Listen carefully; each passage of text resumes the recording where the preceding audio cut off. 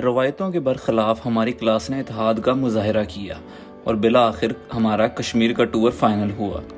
रवानगी का वक्त 11 अगस्त बरोज़ जुम्मा रात 10 बजे मुकर्रर किया गया। तमाम अहबाब बिमा साजो सामान तकरीबन 9 बजे मौजूद थे।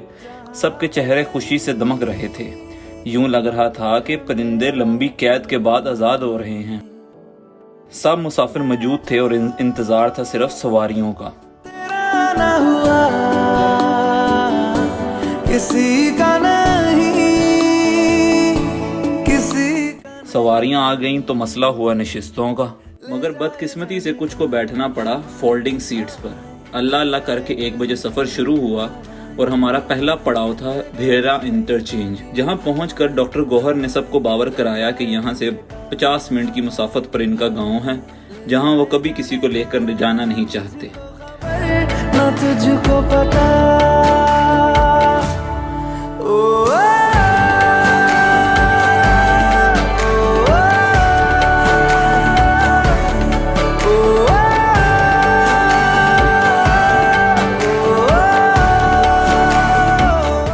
बेहरा से गाड़ियों ने रखते सफर बांधा और जुड़वा शहरों से गुजरते हुए हमें पहुंचा दिया मियाँ जी रेस्टोरेंट, जहां से पेट पूजा की, क्योंकि पहले पेट पूजा फिर काम दूजा।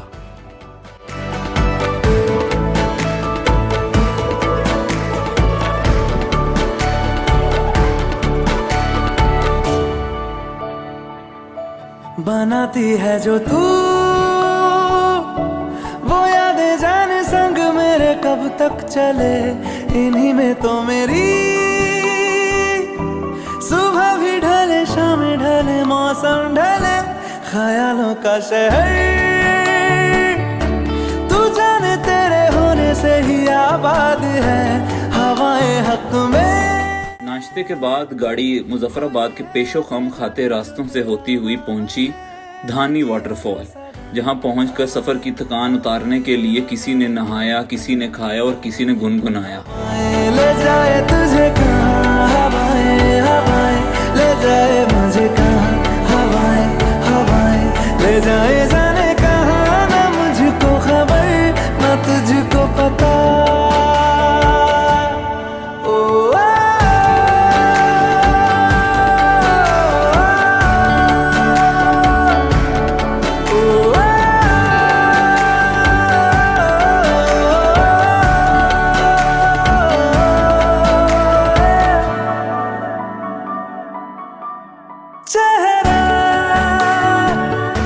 कश्मीर दाखिल होते ही हमारा इस्तकबाल किया दरियाए नीलम मुनीर ने, और हमारी अगली मंजिल थी दरियाए नीलम मुनीर के होंठों पर बना नीलम झेलम हाइड्रो पावर प्रोजेक्ट। कल भी मेरी न थी तू, ना होगी तू कल मेरी आज है, तेरी है मेरी सारी वफाएं वफाएं, मांगी है तेरे लिए दुआएं दुआएं, ले जाए तुझे कहाँ हवाएं हवाएं, ले जाए मुझे कहाँ हवाएं हवाएं, ले जाए जाने कहाँ, ले जाए तुझे कहाँ, ले जाए जाने कहाँ, ले जाए। दरियाए नीलम के एक किनारे पर डॉलर 295 और दूसरी जानिब 83 रुपये था, और इन दो किनारों के दरमियान मौजूद थी LOC, जहां पर मेरे दोस्तों ने भारतीयों से यकजहती का इजहार कुछ यूं किया। पंजाब सिंध गुजरात मराठा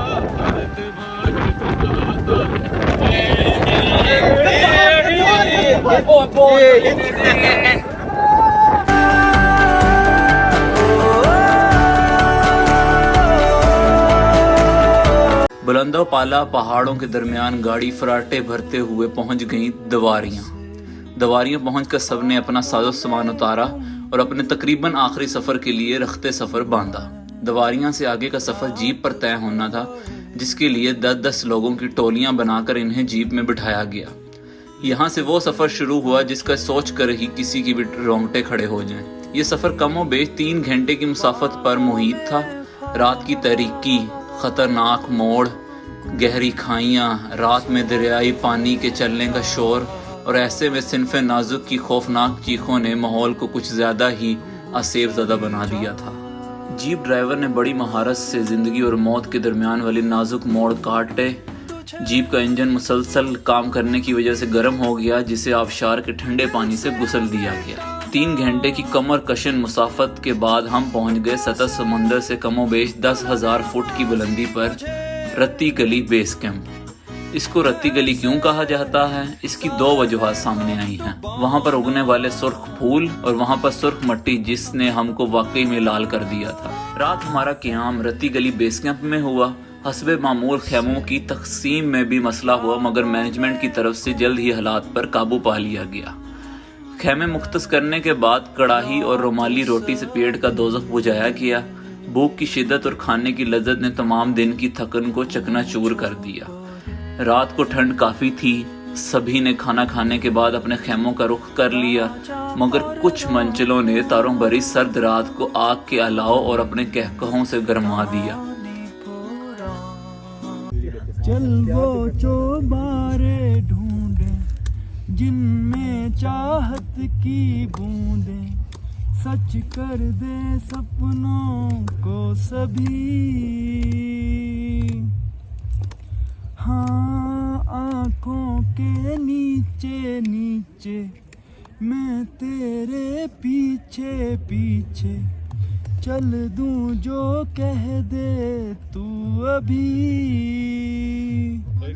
सब ने सोने की ठानी, मगर कुछ लोग खैमों में पहुंचे तो हैरान रह गए कि आज़ाद कश्मीर में इनके बिस्तरों पर कब्जा हो चुका है।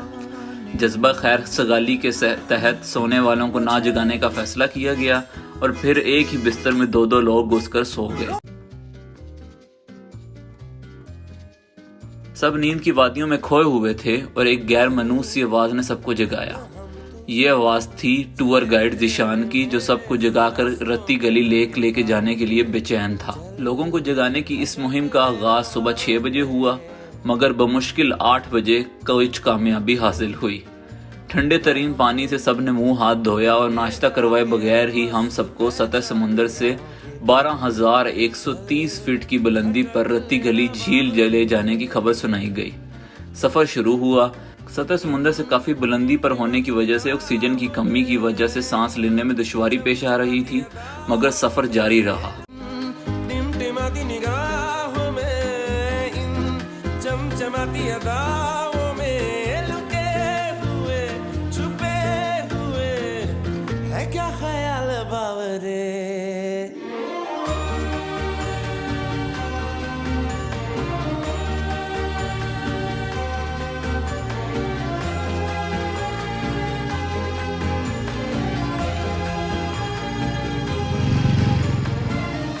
रास्ते में आने वाली आबशारों के ठंडे पानी ने हिम्मत बढ़ाई।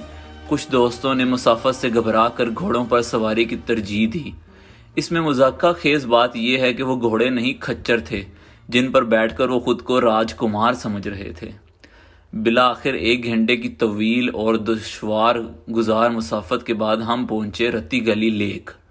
कुदरती हुस्न से माला माल ये झील खूबसूरती में अपनी मिसाल आप थी। मंजर इस कदर खूबसूरत था कि एक झलक ने सारी थकावट को दूर कर दिया।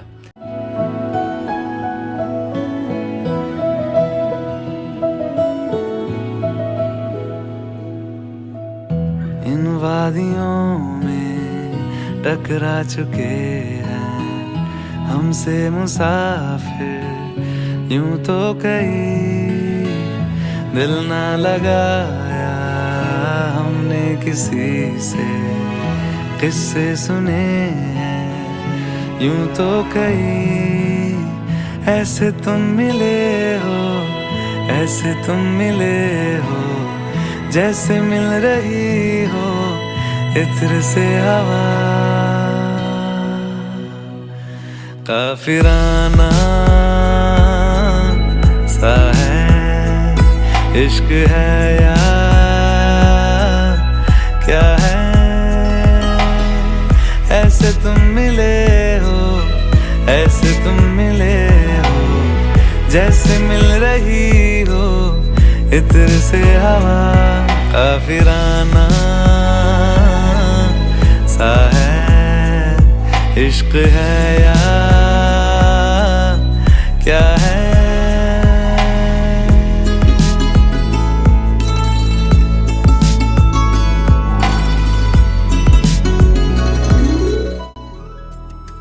नाश्ते में बनी पूड़ी देखकर हमारी तो पूरी की पूरी भूख ही खत्म हो गई। तकरीबन 12 बजे सब अपनी अपनी मखसूस जीप्स में बैठकर वापस दवारियां की जानिब रवां दवां हुए। रात के अंधेरे में जिन रास्तों से गुजरे थे इनको दिन के उजाले में देखा तो दोबारा उसां खता हो गए। गूंजती है कानों से मेरे होते हुए वो दिल का पता ढूंढती है। बेसुआदियों में जैसे मिल रहा हो कोई जायका। काफिराना सा है इश्क है या क्या है। ऐसे तुम मिले हो जैसे मिल रही हो इत्र से हवा। काफिराना सा है इश्क है या क्या है।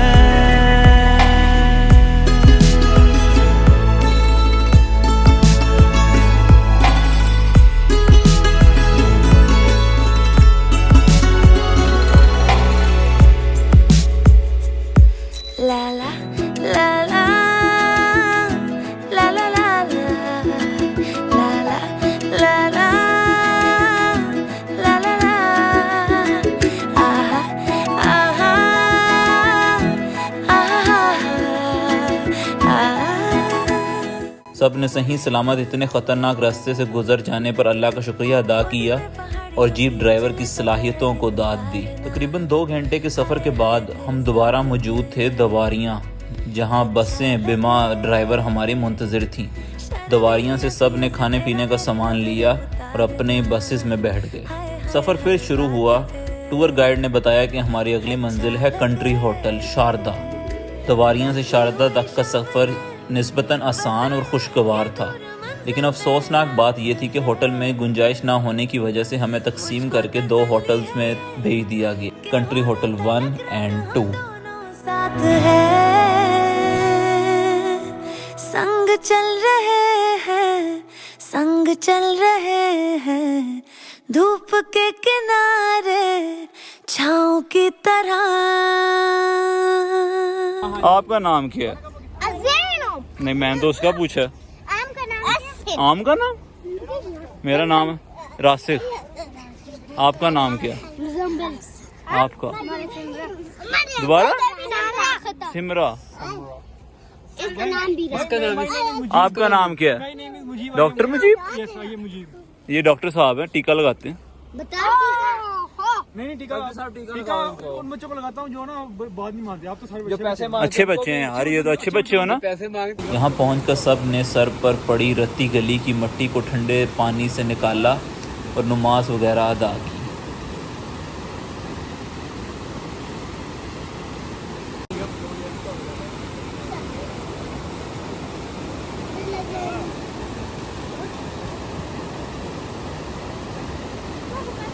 सबका भूख से बुरा हाल था।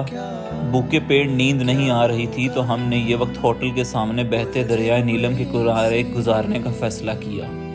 वहाँ बैठकर खुशगवार गप्पें लगाईं और पानी में पत्थर मारकर उछालने की मशक की। किसी न किसी तरह सब्र शुक्र करके वक्त गुजारा और बिला आखिर आवाज़ गूंजी, थल्ले आ जाओ, रोटी खुल गई जे। इस ऐलान ने सबके चेहरों पर खुशी बखेर दी। रात के खाने के बाद कंट्री होटल 1 के मुकीनों को ले जाया गया कंट्री होटल 2, जहां बोनफायर और जश्न आज़ादी की खुशी में आतिशबाजी का इंतज़ाम किया गया। सबसे पहले ऑस्ट्रेलिया से आए मेहमान अलामा साहब ने बयान किया, जिनकी इस्लाही बातें सुनकर आग के गिर्द नाचने वालों के जज्बे मांद पड़ गए। फिर भी कुछ जवानों ने बाद अज़ बयान अपने ठुमकों से महफिल को गरमाया।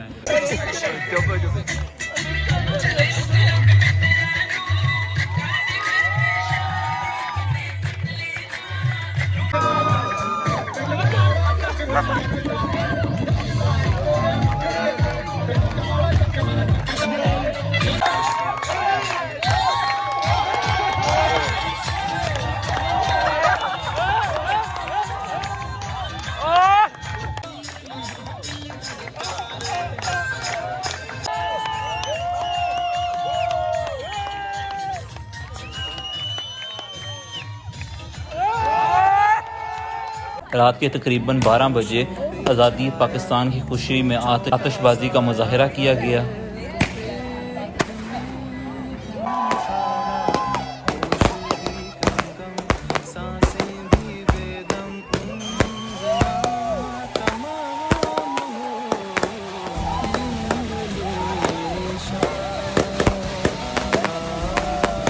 तकरीबन 1 बजे अपने होटल वापस आए और अगले दिन के इंतज़ार में सो गए।